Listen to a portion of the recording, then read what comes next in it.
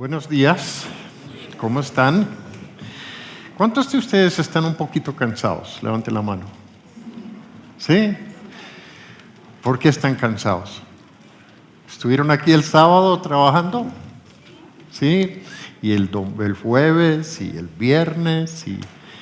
Entonces, la verdad es que ha sido una semana muy agitada. Dios fue muy bondadoso con nosotros.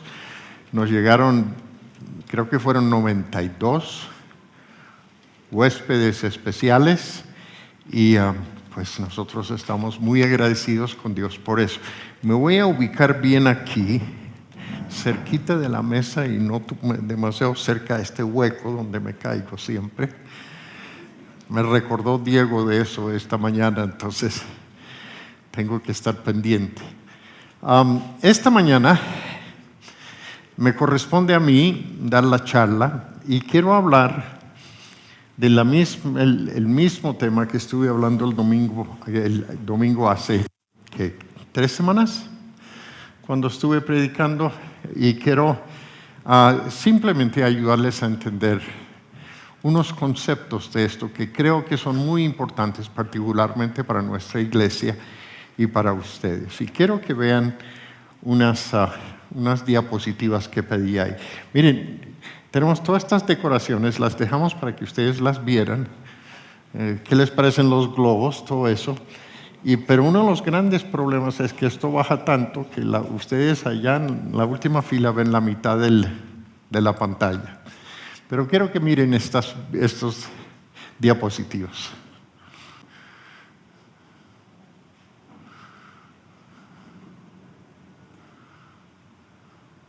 Listo. ¿Qué tienen en común esos? ¿Cómo aprenden nuestros hijos? Imitándonos, ¿cierto? Hacen lo que nosotros hacemos. Eso debería ayudarnos a saber que tenemos una responsabilidad muy grande, ¿no es cierto? Y que deberíamos tener mucho cuidado, porque podríamos haber tenido un chico sentado en una mesa con 10 botellas de cerveza también, ¿sí? Y eso sí no es lo que queremos que nuestros hijos imiten. Lo usé como una introducción esta mañana porque quiero que ustedes consideren el ejemplo de Jesús. El domingo pasado, hace 3 semanas, yo les dije, como el Padre me envió a mí, así yo envío a ustedes. Eso es lo que es el mandato, es lo que llamamos la gran comisión. Y fíjense que dicen, como el Padre me envió, así quiero enviarlos a ustedes. De la misma manera, de la misma forma, yo quiero que ustedes hagan las cosas igualito a lo que yo los hago. Es más, cuando nosotros empezamos a analizar la vida de Jesús aquí en la tierra, cuando Él llamó a sus discípulos, sus apóstoles, dice que los llamó para estar con ellos. Y la idea era que Él estuviera ahí y que sus apóstoles aprendieran de Él a hacer todo, ¿no? Y pues en otro pasaje Jesús dice, porque el Hijo del Hombre vino a buscar y a salvar lo que se había perdido. El Hijo del Hombre se refiere a Jesús, es uno de los nombres que Él mismo se dio. Yo soy el Hijo del Hombre, hablando acerca de su encarnación. No era solamente el Hijo de Dios, sino que era Hijo de Hombre, dicen las Escrituras. Y por eso yo hago las cosas que hago de esta manera en medio de lo que ustedes están haciendo. Y dice, tengo un target, yo tengo que buscar lo que se había perdido, mi tarea es buscarlos y mi responsabilidad es traerles salvación, salvarlos. Y la verdad es que nosotros necesitamos quedar impresionados con el hecho de que si Jesús nos mandó como Él fue mandado por el Padre, nuestra misión es igual, ¿sí? Nosotros tenemos que hacer las mismas cosas, tenemos que estar buscando al perdido. Ahora, pensemos un instante buscando al perdido. Ustedes, y voy a terminar usando una ilustración para tratar de que lo entendamos un poquito mejor, pero quisiera que ustedes consideraran qué tan consciente estoy yo en mi interacción con la gente que me rodea. que están perdidos? ¿Ustedes lo piensan? ¿Sí lo piensan? Todos los que ustedes ven, ustedes dicen hay una gran probabilidad de que esta persona está perdida. ¿Ustedes saben qué es lo que necesitan? ¿Qué es lo que necesitan? Necesitan ser salvos, ¿no? Pero a veces yo creo que nosotros nos vamos moviendo en círculos diferentes y no es algo que lo tenemos aquí, clavado en el lóbulo frontal. Es algo que nosotros tenemos que tomar una decisión de actuar y de buscar a ese perdido, ¿no? Y necesitamos nosotros entender que nosotros deberíamos estar simplemente en la acción de donde quiera que vayamos y en las circunstancias que estemos, nosotros estamos buscando al perdido. A ver, hagamos un pequeño ejercicio. Necesitan esferos esta mañana, los voy a pedir varias veces, tengo una serie de preguntas. Esta pregunta no la tenía, pero la quiero meter. Yo quiero que ustedes escriban en su boletín. Sí, levanten la mano los que necesitan esfero, por favor, para que les entreguen. Esto es interacción, entonces necesito que los tengan ahí.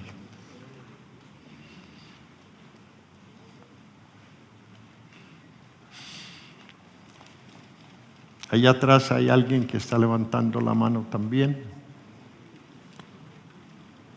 ¿Alguien más? Levante la mano, manténganlas alzadas hasta que les entreguen esfero. Y al final del servicio no se les olviden, no se lo vayan a robar. Allá atrás hay otro. Okay.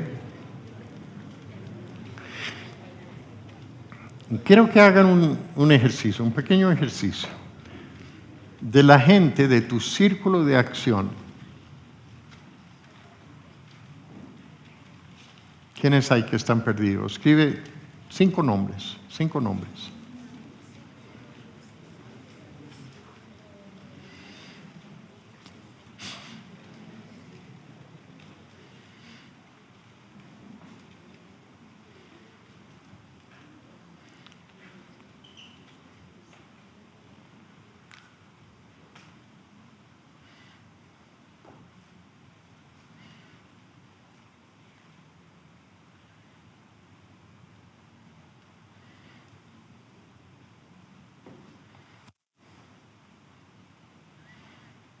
¿Ya? Eso debería ser facilito. ¿Ok? Listo. Dejen eso ahí. ¿Ya? Es simplemente un ejercicio para que empiecen a pensar acerca de eso. ¿Sí? Ahora, esta mañana yo quiero que nosotros tomemos ese enfoque y ahora quiero ayudarles a entender cómo lo hacía Jesús. ¿Ya?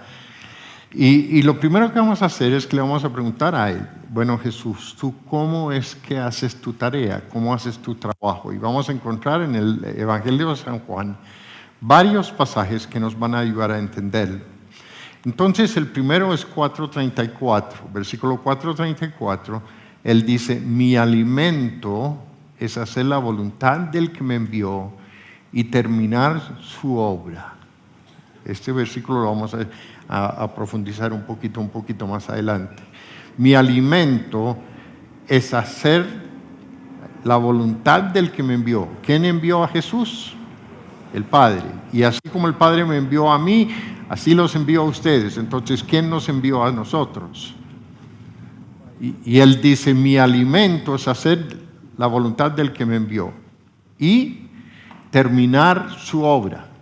¿Ya? O sea, realizar las tareas que Él me ha dado para hacer. Ahora, ¿ese es el alimento de ustedes? Esta declaración ocurrió en medio de una situación donde Jesús tenía un enfoque incansable y no soltaba el objetivo que tenía cuando estaba hablando con la mujer samaritana. los discípulos llegan y le dicen, Señor, listo, ya regresamos del pueblo, aquí está la comida, come. Y él dice, es que yo tengo otra comida. Y dice, mi alimento es hacer la voluntad del que me envió. ¿Ya? Piensen eso, guárdenlo ahí, archívenlo para pensarlo en unos instantes. En el capítulo 6, versículo 38, él dice, porque he bajado del cielo no para hacer mi voluntad, sino la del que me envió. O sea, Jesús no llegó aquí por accidente, Él no llegó aquí simplemente porque pues así fueron las cosas, sino que fue enviado. Y yo bajé del cielo, dice Él, para hacer la voluntad del que me envió, no mi voluntad. ¿Ya? Y en el capítulo 7, versículo 4 dice, yo te he glorificado en la tierra y he llevado a cabo la obra que me encomendaste. Este es Jesús, ya horas antes de ir a la cruz, y él sabe que básicamente su tarea va a quedar conclusa en 3 días, y ora al Padre y le dice, listo, hice lo que tú me enviaste a hacer. Y eso te glorifica a ti. Es decir, yo he vivido mi vida no para mí, no para mis objetivos, no para que yo sea exaltado. Yo he vivido mi vida para que tú seas glorificado. ¿Y cómo es que te glorifico a ti? Acabé la obra que tú me enviaste a hacer. ¿Ya? ¿Cuál es el fin del hombre? El fin del hombre es glorificar a Dios, dicen las Escrituras. O dicen el credo, el fin del hombre es glorificar a Dios. Entonces, viene una pregunta, ¿lo glorificamos? ¿Yo vivo mi vida en son de eso o yo vivo mi vida para otras cosas? Les dejo con la pregunta. Ahora, pensemos un poquito en estos términos. Yo vengo a hacer la voluntad del Padre. La palabra voluntad aquí significa lo que uno desea, no lo que uno desea o ha propuesto que sea hecho. Es decir, la voluntad del Padre es lo que el Padre desea y lo que Él ha propuesto que sea hecho. Él es el propósito de Dios que debe ser realizado a través de nosotros. Lo que escoge hacer, su inclinación, su deseo y su placer. Todo eso, hablando de Dios, esa es su voluntad. ¿Se acuerdan el versículo que estudiamos en Efesios 2, versículo 10? Porque somos hechura suya, creados en Cristo Jesús para buena obra, las cuales Dios preparó de antemano para que nosotros anduviésemos en ellas. ¿Será que nuestra tarea es diferente a la del Hijo? Yo creo que no. Así como el Padre me envió a mí, así te envío yo a ti. Y dice que tengo que terminarlo, ¿no? Esa es la palabra teleo en el griego, que significa tengo que perfeccionarlo, tengo que completarlo, tengo que realizarlo. ¿Alguno de ustedes, papá les dejó una tarea y dice, ahorita vuelvo, y ustedes se distrajeron y no lo hicieron? Y papá llega y dice, bueno, venga, muéstrame la tarea, ¿no? ¿Cómo lo hiciste? ¿Cómo quedaste? Pues si yo lo hubiera hecho eso, habría quedado con las nalgas rojas de unos correazos, ¿no? Porque las tareas tocaba hacerlas, ¿no? Ahora, pregunta. Entonces, escriban esto, lo tienen ahí en el boletín.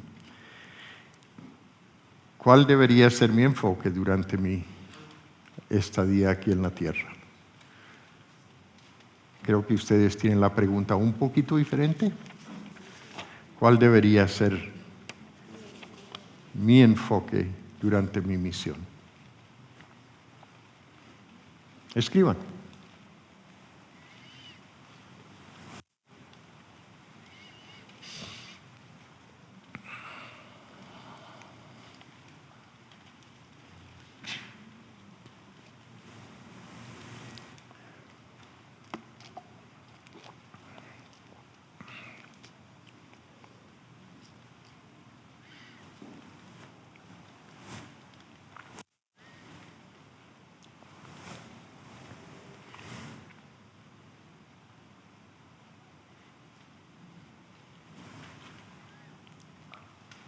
Listo. Siguiente pregunta. Y eso sí no lo tienen ahí. Hasta ahora, hasta este instante, ¿cuál ha sido mi enfoque? No cuál debería ser mi enfoque, sino cuál ha sido mi enfoque. ¿A qué me dedico? ¿Qué estoy tratando de lograr?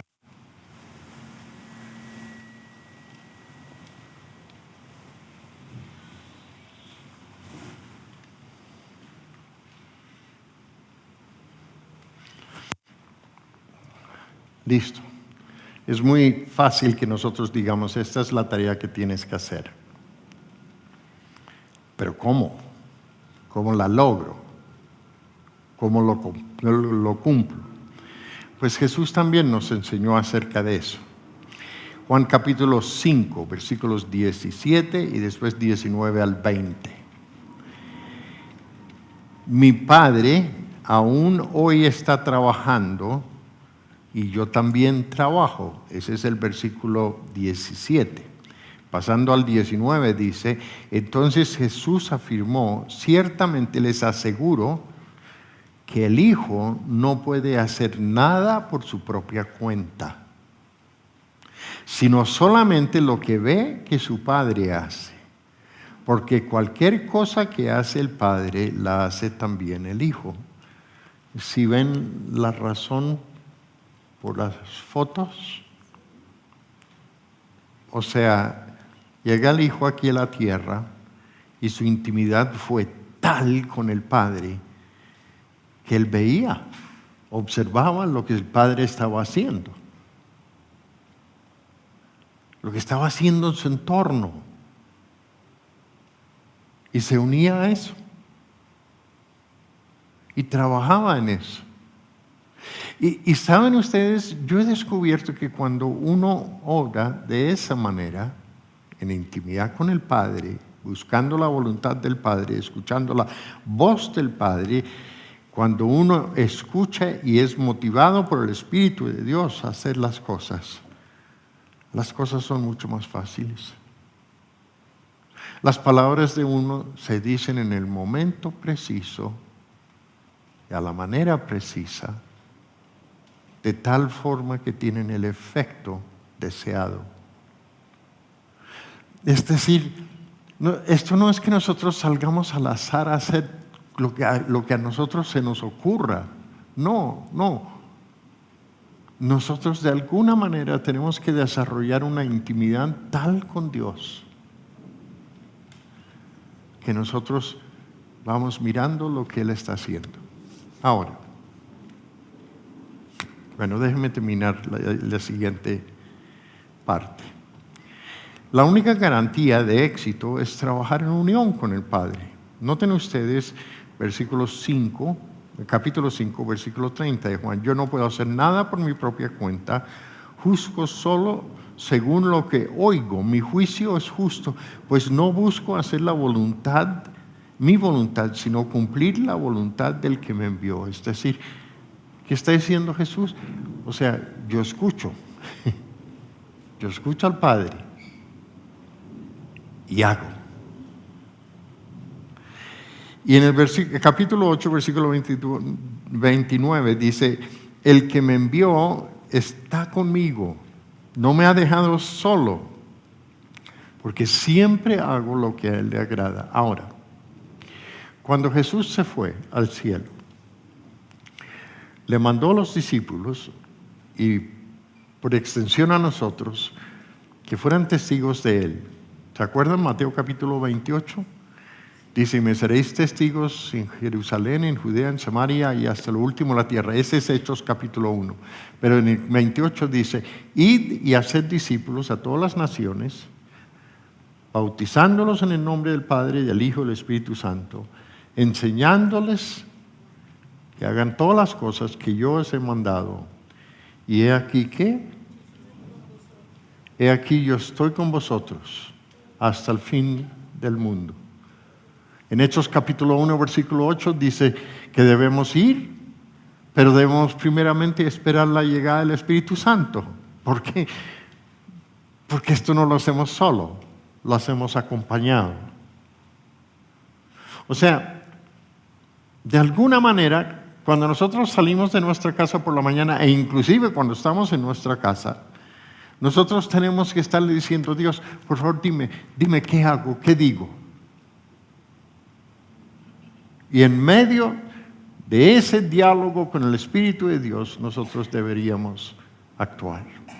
Entonces aquí viene su siguiente pregunta: ¿cómo puedes identificar dónde Dios está obrando?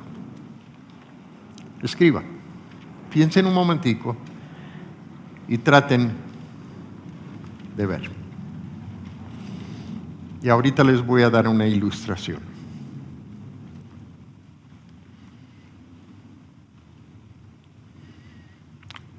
O mejor dicho, vamos a regresar a una ilustración que ya habíamos estudiado. ¿Cómo puedo identificar dónde Dios está obrando?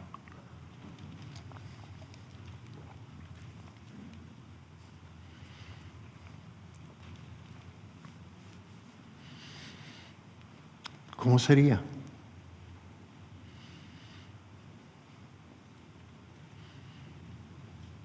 Okay. Si yo quiero ver lo que Dios está haciendo a mi alrededor, ¿qué tengo que primeramente hacer? Enterarme de lo que está ocurriendo a mi alrededor. La mayoría de nosotros tenemos una capacidad impresionante de ponernos... ¿Se acuerdan esto que le ponían a los... Bueno, ustedes ya casi no se acuerdan de caballos, sí. ¿Cómo se llaman estos? No me acuerdo. ¿Qué? Bueno, no sé cómo se llama. Pero me acuerdo que se lo ponían a los caballos. ¿Para qué? Para que el caballo vaya en esa dirección y no mire para allá ni para acá. ¿No? Para que no vea, sino que esté enfocado ahí adelante. Así andamos nosotros todo el tiempo. Es como si tuviéramos puesto, en inglés los llaman blinders, que los hacen ciego, inconsciente de lo que está más allá de donde pueden ver, ¿no? Así andamos la mayoría del tiempo. Yo no veo la persona que se sube al bus y necesita que la ayude. Yo no veo al viejito que se le cayó el paquete y que necesita que alguien se lo recoja. Yo no veo esas cosas. ¿Por qué? ¿Por qué no lo ven? Porque no estamos conscientes de nuestro entorno. Yo no veo el dolor de la gente. Yo no miro el rostro de una persona y veo su cansancio o veo la tristeza que hay en sus ojos. Esas cosas no las veo. Yo estoy tan ocupado en lo mío que yo no me entero de lo que está pasando alrededor. Y segundo, después que has mirado, debes escuchar. ¿A quién? ¿Ah? ¿Quién es el que está obrando? Dios. ¿Quién mora en ti? Dios. ¿No es cierto? Y Él dijo que estaba contigo. Y deberías sentir el empujón del codo cuando te dice: vea, hágale. Y entras en llave con el Espíritu de Dios y haces lo que debes hacer, ¿no? Cuando empezamos lo de Noche para Brillar, se le abren los ojos y uno tiene la capacidad de ver la gente discapacitada, ¿no es cierto? La gente especial. ¿Ustedes vieron personas especiales? ¿Y los invitaron? Okay. ¿Por qué lo hicieron? Porque se volvieron conscientes, ¿no es cierto? Y algunos llegaron. Yo estaba en Home Center, le dejan a uno llevar el perro. Y entonces yo llevé mi perro un día. Y se acerca esta niña especial, bueno, es una mujer, tiene 38 años, creo. Se llama Ángela. Estuvo aquí. Porque yo tenía un perro y se me acerca y quiere acariciar el perro. Y estaba con el novio de su hermana.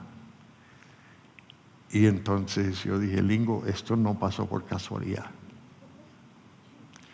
A propósito, yo descubrí, si es que tienes hijos y quieres que se casen, que encuentren novia, cómpreles un perro.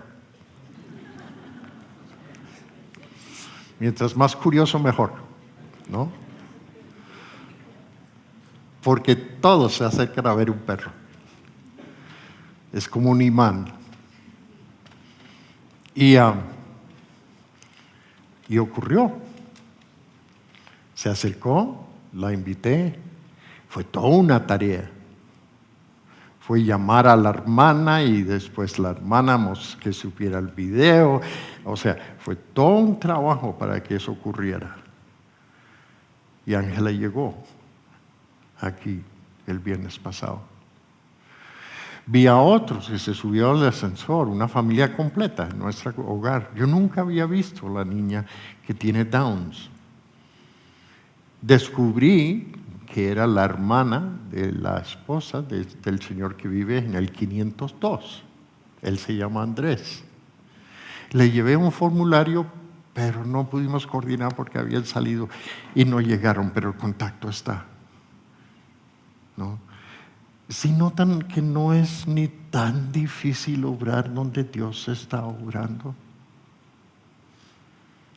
Es más que todo simplemente volverse consciente de lo que Dios está haciendo alrededor, en el entorno. Y pues fue muy bueno poderlo hacer. Y me sentí muy complacido. Conocí al papá, el papá es muy cansón. Conocí a la mamá. Pues muchas veces los papás de personas especiales sí lo son, porque tienen que estar cuidándolos, ¿no? Pero recibieron mucho cariño arriba. Y yo doy gracias a todos ustedes que trabajaron de voluntarios este fin de semana. No se imaginan las vidas que tocamos. Y ahora viene el trabajo de ver qué fruto vamos a recoger. Ahora, quiero que regresemos a la historia de la mujer samaritana. Y ustedes dicen, ay, usted no sale de este cuento. No. ¿Se acuerdan de la historia? Lo quiero tomar desde un enfoque un poquito diferente esta mañana. Unos 500 años antes de que Jesús llegara a la población de Sicar, había ocurrido una situación. Los asirios habían invadido a Israel y habían sacado a los israelitas de su tierra y habían traído otras personas para ocuparlas. Habían personas de Babilonia, de diferentes partes, que los habían llevado a estar ahí. Y se iban armando focos de diferentes pueblos extranjeros que se empezaron a ubicar en Samaria. Resulta que como la tierra había quedado desolada, hubo una invasión de leones impresionantes. Y cuando esta gente llega, pues hay leones por todos lados. Les están matando el ganado, hasta matando a sus bebés. Y pues la gente mandaron a decirle al rey de Asiria, mira, tenemos un problema, nosotros no tenemos idea cuál fue el Dios de la gente de este pueblo. No lo conocemos. Y no sabemos cómo orar, ni a quién orar, para pedirle que nos ayude con esto. Entonces el rey de Asiria dice, pues mándale uno de estos profetas que sacamos de allá. Y llega un profeta a la ciudad de Betel y empieza a compartir el mensaje de Jehová. Y la gente dice, uy, qué chévere, Jehová Dios, ese es el que nos va a librar de los leones. Y si tenían un lugar donde tenían sus altares, entonces hicieron un altar al Jehová Dios. Y le empezaron a orar para que les ayudara con los leones. No dejaron los otros dioses, sino que simplemente se los sumaron a eso. Yo me imagino que ese pobre profeta se sintió tan mal, como si no hubieran logrado ninguna cosa. Un sincretismo absoluto, o sea, donde mezclan de todos los dioses. Y levantaron unos sacerdotes propios. Me imagino que el sacerdote les trató de enseñar a los sacerdotes que ellos escogieron. Empezaron a escuchar de las historias, empezaron a escuchar de la promesa de un Mesías. Y murió el profeta. Sin gloria de ninguna clase, porque básicamente no logró nada. Durante 500 años, de generación en generación, los samaritanos recibían las historias acerca de un profeta que había de venir. Y montaban sus lugares de adoración con mucha idolatría. Y cuando Jesús llegó ahí, 500 años después, habían pasado por lo menos 25 generaciones que habían transmitido eso. Y yo les dije como Dios le había dicho a Jesús, bueno, tenemos un trabajo que hacer mañana, te vas a ir a Samaria y pasa a la ciudad de Sicar, porque acuérdense que Jesús hace todo lo que el Padre le dice, y descansa en un pozo que va a llegar una señora con quien necesitas hablar. Y le habla. Y en medio de todo lo que dice, Jesús le ofrece a ella agua viva. Y sabía exactamente cómo la necesitaba para que nunca más tuviera sed. Porque venía buscando amor de tantos lugares. Y había terminado teniendo 5 maridos y ahora estaba viviendo con un hombre que no era su esposo.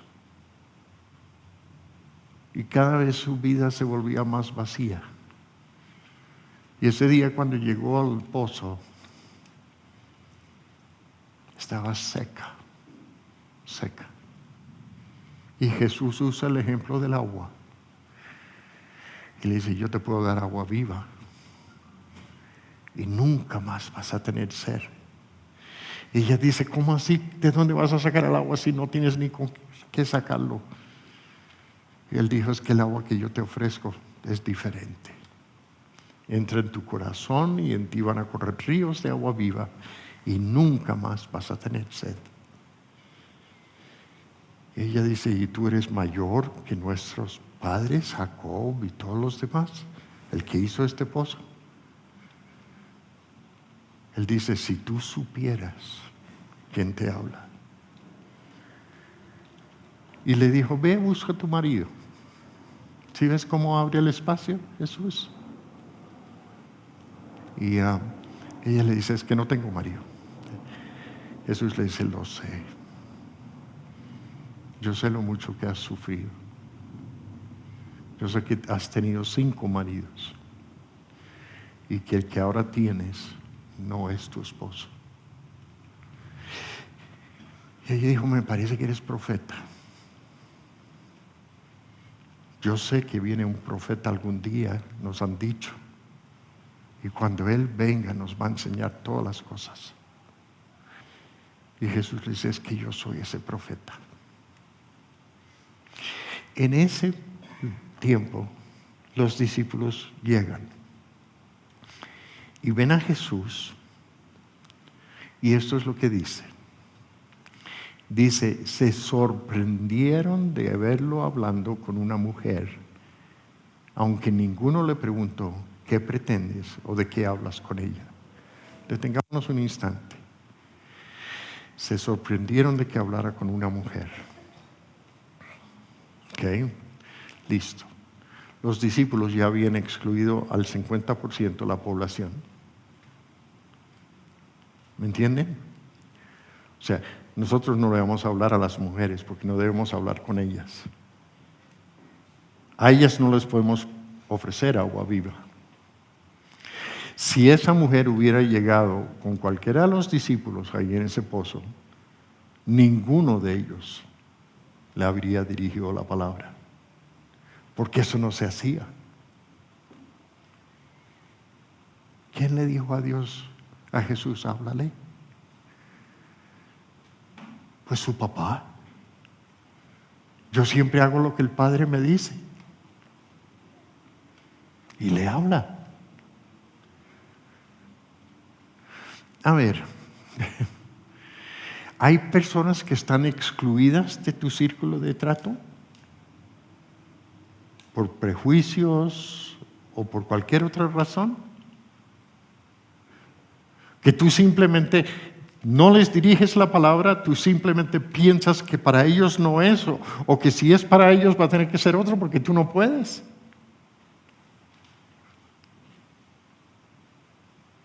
Si notan cómo papá rompe esquemas y nos hace ver lo que nosotros no vemos y nos da a nosotros la capacidad de entrar en corazones que nosotros pensábamos que no había cómo entrar.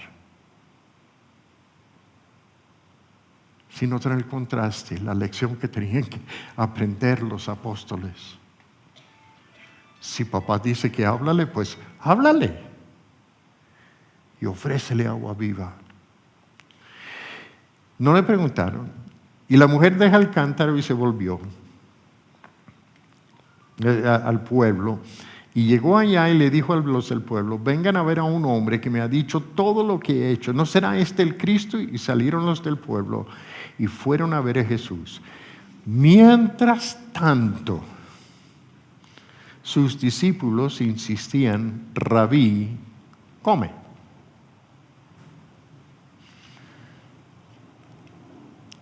Era mediodía, era tiempo de almuerzo. Venían caminando. Me imagino que tenía un filo impresionante. Y le insisten, come, come.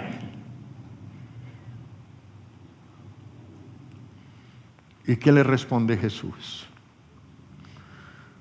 Jesús dice, yo tengo un alimento que ustedes no conocen. ¿Por qué no lo conocen?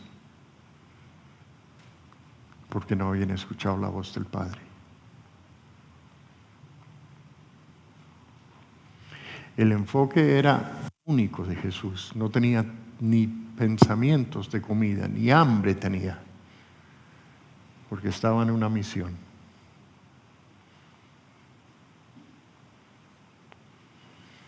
Dice, mi alimento, ustedes no lo conocen. Y le dicen, ¿será que alguien le trajo de comer? ¿Si notan lo desenfocado que estaban? Los discípulos ni se les pasó por la cabeza que Jesús estuviera tan concentrado en terminar la obra del que lo envió. Entonces la respuesta de Jesús es esta: mi alimento es hacer la voluntad del que me envió y terminar su obra. Y luego les dice, ¿no dicen ustedes que todavía faltan 4 meses para la cosecha? Y yo les digo, abran los ojos y miren los campos sembrados. Ya la cosecha está madura, les dice.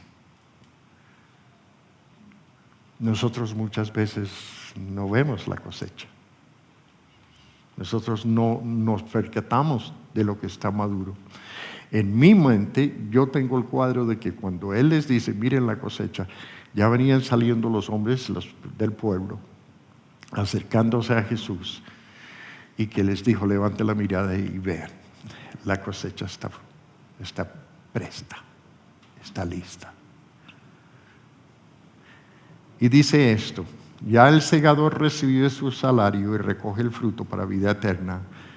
Ahora tanto el sembrador como el segador se alegrarán. Porque como dice el refrán, uno es el que siembra y otro es el que cosecha. ¿Se acuerdan la historia del sacerdote que llegó a Betel y no le resultó nada como esperaba? Sembró, En el corazón de esa mujer había un anhelo, unas ansias por el profeta que le iba a enseñar todas las cosas. Y cuando escuchó que había llegado el profeta, estaba feliz. Y corrió a llevársele el mensaje al resto del pueblo. Y llegó todo el pueblo. Porque alguien había sembrado. Uno es el que siembra y otro el que cosecha. Yo les he enviado a ustedes a cosechar lo que no les costó ningún trabajo. Otros se han fatigado trabajando y ustedes han cosechado el fruto del trabajo. Mire, ¿qué hora es? Ya casi. Nosotros no tenemos idea cuánta cosecha hay. Nosotros no tenemos idea dónde está la cosecha. Nosotros no tenemos idea cómo recogerla. Pero sí tenemos un Padre que sabe dónde está. Muchos de los samaritanos que vivían en aquel pueblo creyeron en él por el testimonio que daba la mujer.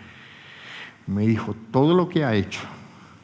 Así que cuando los samaritanos fueron a su encuentro, le insistieron que quedara. Jesús permaneció allí 2 días y muchos llegaron a creer en él por lo que él mismo decía. Ya no creemos solo por lo que tú dijiste, le decían a la mujer. Ahora hemos oído nosotros mismos y sabemos que verdaderamente este es el Salvador del mundo.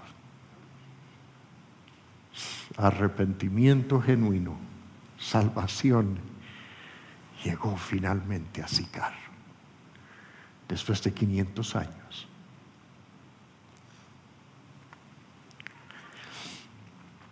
Cristo, ya cuando va a ir al cielo, está orando por sus discípulos y le dice en su oración al Padre: Padre, ha llegado la hora, glorifica a tu Hijo, para que tu Hijo te glorifique a ti,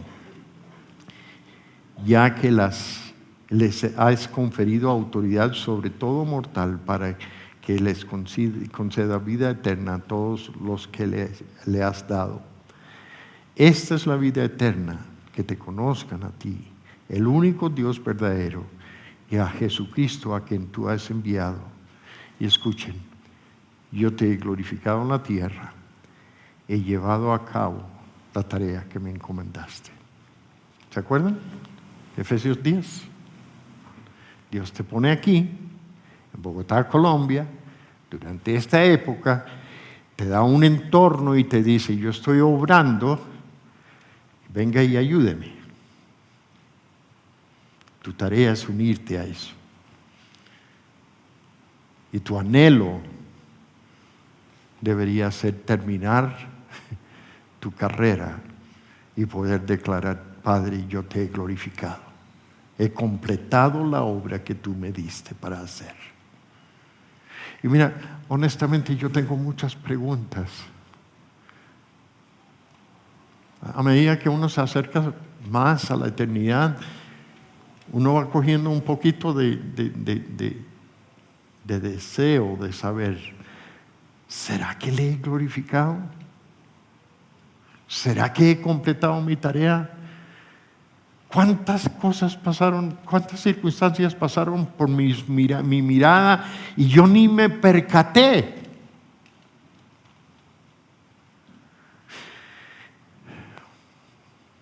Y yo sospecho que tú tienes el mismo sentimiento.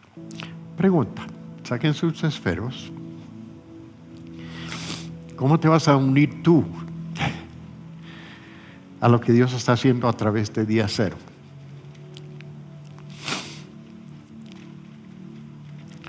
Nosotros muy pronto vamos a estar distribuyendo formularios y A muchos de ustedes ya se les acabó el mercado natural, o sea, la gente que ustedes tenían, que así a ellos los voy a invitar. Pero a veces yo creo que nosotros tenemos esas situaciones allí, tenemos personas que las vemos sufriendo por una causa u otra, y no se nos imagina, ni con adultos ni con jóvenes, de que posiblemente lo que Dios está haciendo es preparar el corazón de esas personas para un encuentro divino.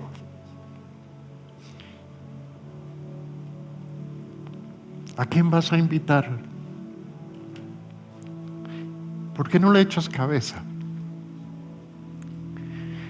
¿Y por qué no empiezas a pensar? ¿Y por qué no empiezas a observar el entorno tuyo? ¿Y por qué no le preguntas a Dios, ¿será que tú estás obrando aquí y que quieres que yo me una a eso?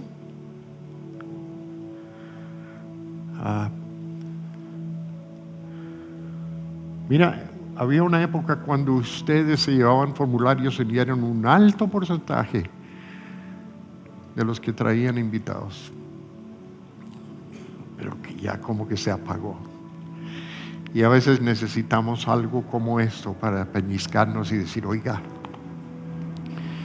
yo sí tengo gente a mi entorno. Y quizás yo necesito, como Jesús, hablar con la persona con quien nunca hablo, por A o B o C razón, porque pues si vives en un conjunto de apartamentos y tienes ascensor, te apuesto que la mayoría de ustedes que se suben al ascensor están mirando para arriba o están haciendo esto, pero no están hablando. ¿Será que Dios te tiene ahí? Porque hay alguien que Él tiene proyectado para el Evangelio. ¿Por qué no se empiezan a preguntar, Dios, ¿será que yo estoy en este conjunto, en este lugar? Porque hay cosecha aquí. Y dile a Dios, por favor, Dios, ayúdame a levantar la mirada y ver la cosecha, que ya está lista. Papá, gracias. Gracias por la tía, gracias por Mariana. Mariana lo tiene muy claro. Ella sabe que fuiste tú y que todo lo que ella vivió la llevó a encontrarse contigo. Y encontró el tesoro de gran precio. Y no lo cambia por nada.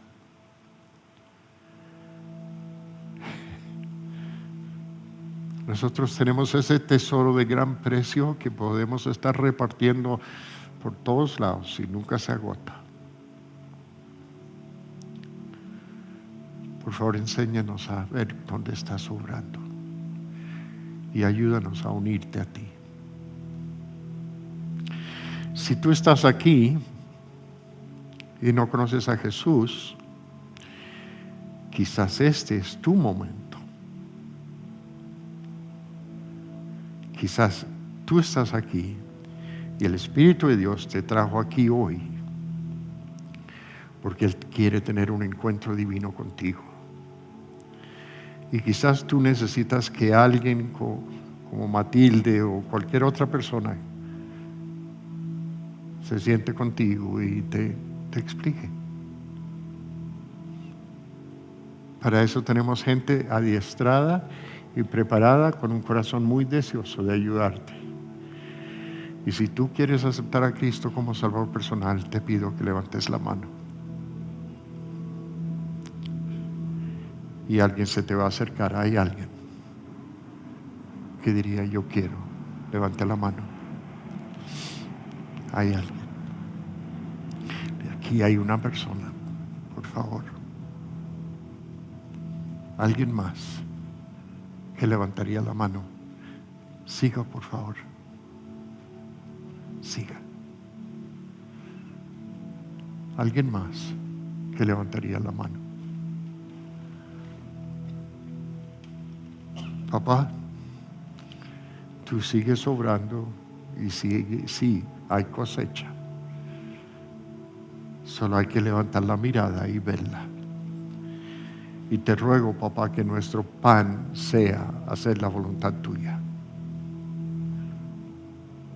pan que los discípulos no conocían ni entendían. Y a veces nosotros también tenemos hambre por tantas otras cosas que no entendemos. Perdónanos, Señor. Amén.